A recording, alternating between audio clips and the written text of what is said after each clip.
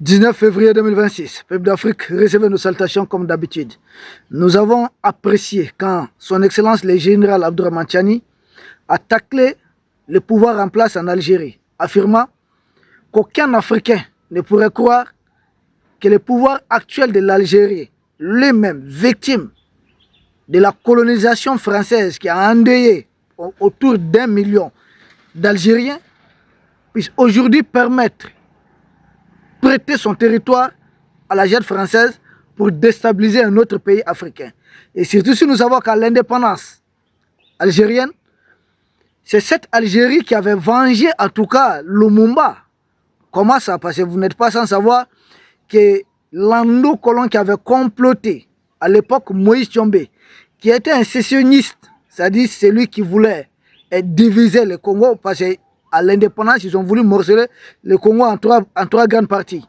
Le reste du Congo, le Kasaï et puis le Katanga. Mais en ce qui concerne le Katanga, c'était Moïse Tshombe surtout à la tête des séparatistes. Et quand il a échoué dans son travail, juste avant ça, qu'est-ce qu'il a fait Moïse Tshombe? C'est lui, une fois que les Mobutu ont pris Lumumba, ils ont envoyé Lumumba dans le Katanga chez Moïse Tshombe. C'est là-bas que Lumumba a été exécuté en fait. C'est triste de le dire. Le même Moïse Tshombe après était en Espagne, où il était en train de se donner, comme on appelle ça, une retraite dorée, en attendant la prochaine mission de déstabilisation, encore du Congo, c'est comme ça qu'ils sont. Parce qu'en Afrique, ils choisissent les mauvais enfants d'Afrique et les mettre devant. Donc c'est l'Algérie qui avait détourné son avion. Et Alger avait fini avec lui. Donc on ne reconnaît pas cette Algérie qui était un peu un noyau révolutionnaire à côté du Mali, à côté de la Guinée, du président Sékou Touré, à côté du Ghana, de Kwame Nkrumah et à côté d'Abdel Nasser. On ne reconnaît pas. C'est pourquoi il a dit aucun Africain ne croit. Ce n'est pas possible. Mais seulement ce que je dirais, la junte algérienne actuelle n'a rien à voir avec le pouvoir passé algérien, surtout au moment de l'indépendance. Autant du président Ben Bella et autant du président Ouari Boumediene. Ça n'a plus rien à voir. L'Algérie actuellement est un bras armé aussi de l'OTAN. Ne vous trompez pas. Ce n'est pas parce qu'ils achètent suffisamment d'armes auprès des Russes. Le président algérien même, Tebboune, a traité les militaires russes présents au Mali des mercenaires. Et ils ont participé activement à l'embuscade revendiquée par les hommes de Zelensky contre des militaires maliens, des militaires russes à Tinzaouaten. Tinzaouaten, c'est à la frontière Mali-Algérie. Les blessés terreaux ont été soignés du côté algérien. Donc ça n'a rien à voir.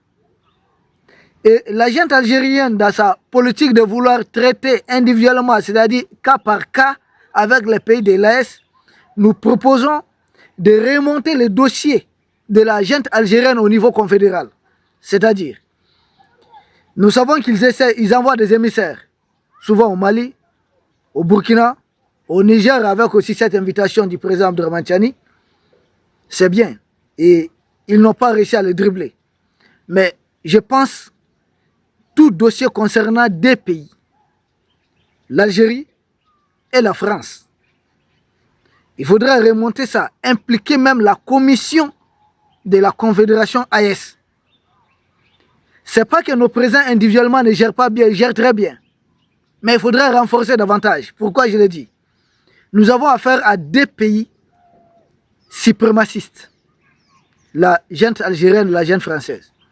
Deux pays suprémacistes qui nous voient, mais presque chaque jour, bien chaque mois, les Algériens embarquent, je dis bien embarquent, des Africains, comme si ce n'était pas des humains venus les déposer du côté de la frontière avec le Niger. Souvent sans eau, pas de l'eau à boire.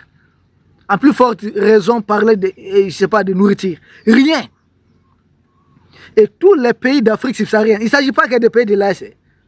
Tous les pays d'Afrique subsaharienne, dont les ressortissants essayent de tenter la traversée de la Méditerranée à partir de l'Algérie ou vers le Maroc, si jamais ils ont le malheur de passer.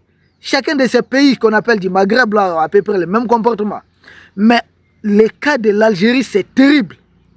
On vous prend souvent, on vous explique, même si vous êtes femme, souvent prenant même pas compte de vos enfants. Ce n'est pas qu'ils aiment les Africains. Tous leurs problèmes reposent aujourd'hui autour du gazoduc. Vous avez vu? Ils nous ont promis au niveau de l'AS, c'est-à-dire un centre de santé au Niger. Ils nous ont promis une maison de presse, d'accord.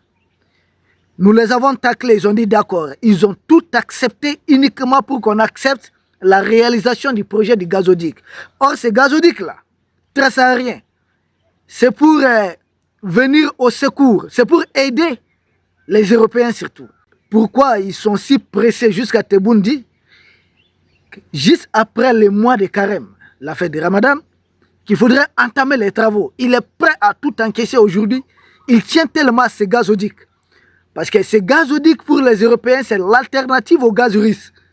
Parce que jusqu'à présent, au niveau des pipelines, les Européens ont acheté en 2025 pour 18 milliards de mètres cubes de gaz russe. Mais en ce qui concerne GNL, 15 millions de tonnes, ce qui est l'équivalent de 20 milliards de mètres cubes de gaz. Si on cumule les deux, on se retrouve avec 38 milliards de mètres cubes de gaz achetés au risque en 2025. Et ça fait beaucoup. Ça fait plus de 7,2 milliards d'euros. Or, les Européens, on dit quoi? Ils ont acté qu'en 2027, ils doivent tourner dos. Parce qu'eux-mêmes, ils sont en train de financer la machine de guerre de la Russie, c'est ce qu'ils se disent.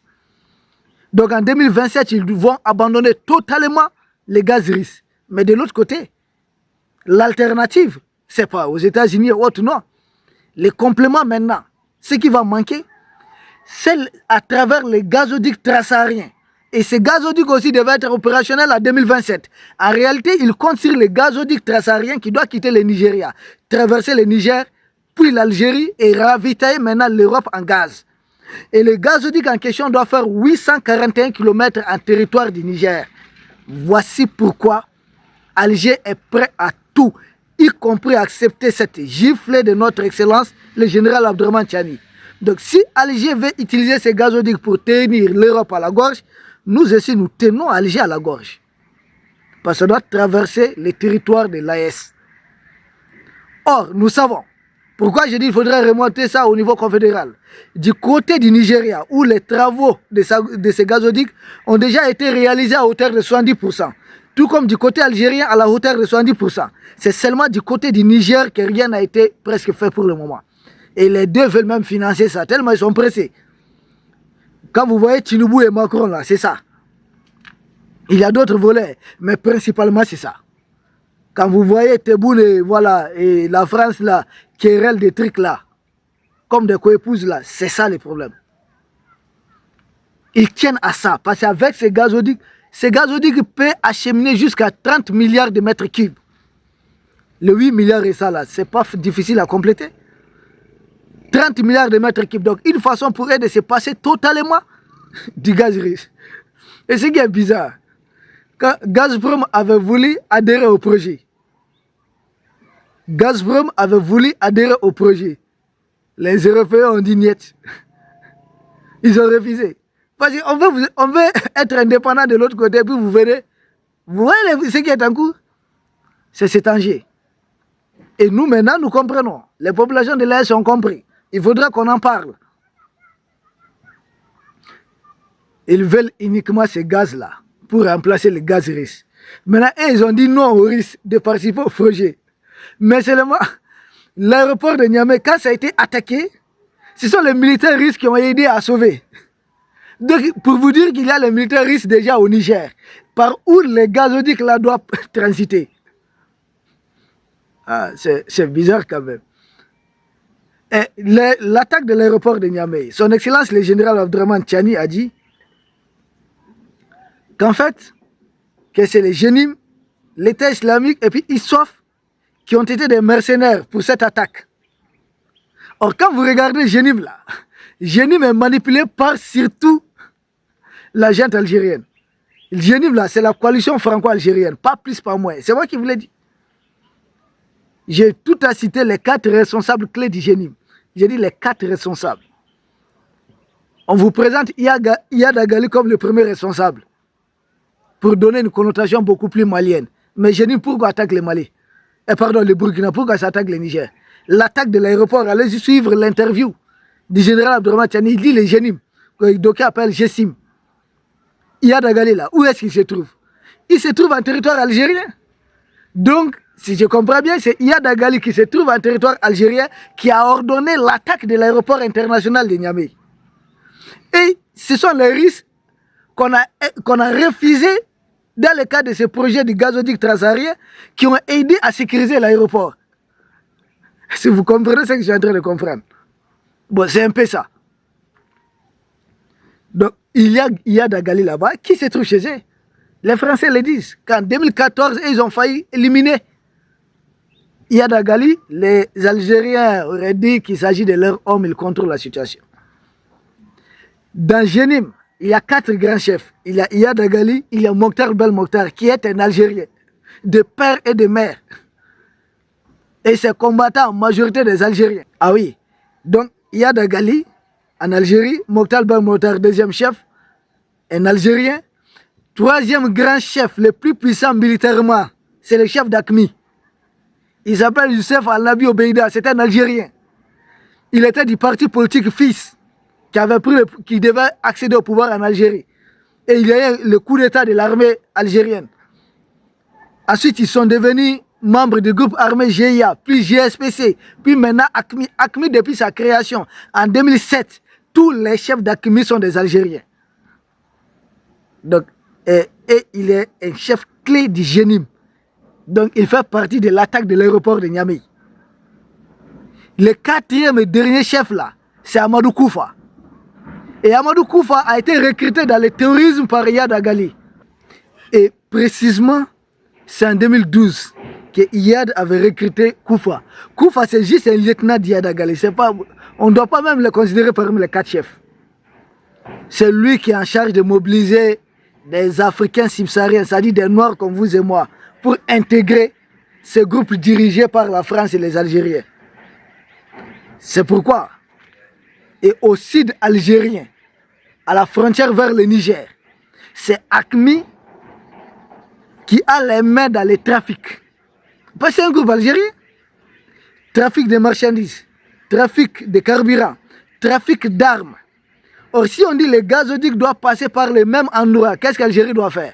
Du côté déjà du Nigeria, il y a un groupe qu'on appelle Mouvement pour l'émancipation du delta du Niger. Un groupe armé de plus de 15 000 hommes qui est opposé, qui refuse. Or là, on doit les soudoyer. Disons que ce groupe-là n'intervient pas directement contre l'espace AES. Mais de l'autre côté de la frontière algérienne, si AQMI doit être soudoyé, toucher quelque chose, parce que le gazoduc doit passer. Or, AQMI, bénéficiant des sous, de l'argent, va acheter encore beaucoup plus d'armes. Et AQMI va combattre qui encore? C'est AQMI qui a... AQMI fait partie de l'attaque de l'aéroport de Niamey. AQMI fait partie des attaques contre les camions citernes du Mali. AQMI fait partie même de l'attaque qu'il y a eu l'autre jour au Burkina Titao. AQMI fait partie de toutes ces attaques, composantes clés du Génim.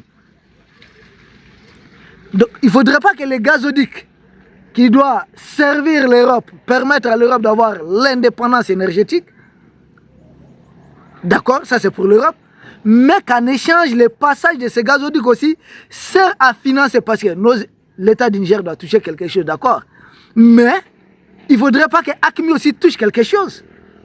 C'est pourquoi déjà, le fait que dans le cadre de la sécurisation de l'aéroport de Niamey, nous avons les forces unifiées de l'AES. Il faudra permettre que ces forces participent éventuellement à la sécurisation de ces gazoducs en territoire du Niger. Et ces gazoducs, quand ça a été signé, ce n'était pas encore le général Abdourahmane Tiani au pouvoir. Non. C'était les fameux démocrates de la France. Donc, il est temps de revoir maintenant. Il faut revenir sur le contrat. Parce que 90% c'est détenu par qui? NNPC et puis l'autre la Sonatrach. C'est-à-dire le Nigeria et l'Algérie. Le Niger n'a que 10%. Pourtant, le gazoduc traverse le Niger sur 841 km. Sans le Niger qui est maillot central, le gazoduc ne va pas exister. Or, il y a l'alternative de ce gazoduc qui doit passer par l'océan Atlantique, qui est géré par les Marocains. Bon, ça encore, c'est un autre projet, un autre débat. Il y a cette forte concurrence. Donc Tebboune court parce qu'il voit l'autre concurrence aussi. Les pays de l'AES. Tebboune doit s'engager auprès des pays de l'AES de désactiver tous ces groupes armés qui sont en train d'attaquer les pays de l'AES. Sans cela, les gazoducs, c'est à revoir. Parce que c'était autant de Bazoum, de Mamadou Issoufou quand on signait ça, ce contrat. Maintenant, est-ce en réalité le Niger gagne grande chose, 10%? Il faudra revoir le contrat. C'est ça que moi je propose. Il faudra là 15%, à 20%, à 30%, quelque chose. Les Nigériens, l'Algérie ont 90%. Mais, et puis quand on signait, il n'y avait pas encore l'État confédéral. Aujourd'hui, nous sommes une confédération qu'il faudrait prendre en compte. Et surtout, ces gazoducs qui drainent des enjeux sécuritaires. Parce que ça peut être un moyen de financer régulièrement les groupes armés terroristes pour ne pas attaquer les gazoducs, tout comme ils sont en train d'attaquer actuellement les pipelines de pétrole. Vous voyez qu'il y a pipeline de pétrole entre le Niger et puis le Bénin là. C'est régulièrement attaqué. Et qui les attaque? C'est des groupes manipulés par la junte française et la junte algérienne. De l'autre côté, les gazoducs ne seraient pas attaqués. Et en échange, ils vont soudoyer certains groupes. Eh mais dans ça, nous, on va encore augmenter nos dépenses militaires pour gérer les conséquences de cela, non? Il faut qu'il y ait un accord de trêve, qu'Alger cesse de déstabiliser l'espace AES. Ah oui, pour les intérêts de la junte française. C'est pourquoi nous proposons qu'il y a, j'ai dit, il y a deux pays. Ouattara et autres, là, on peut comprendre tout ça. Patrice Talon, on peut comprendre tout ça. Tout ce qui concerne le pays d'Afrique subsaharienne, là, on finira par régler ça. Parce qu'ils ne sont pas les seuls à avoir le monopole de ce qu'ils sont en train de faire. Et c'est des gens qui ne tiennent qu'à leur pouvoir.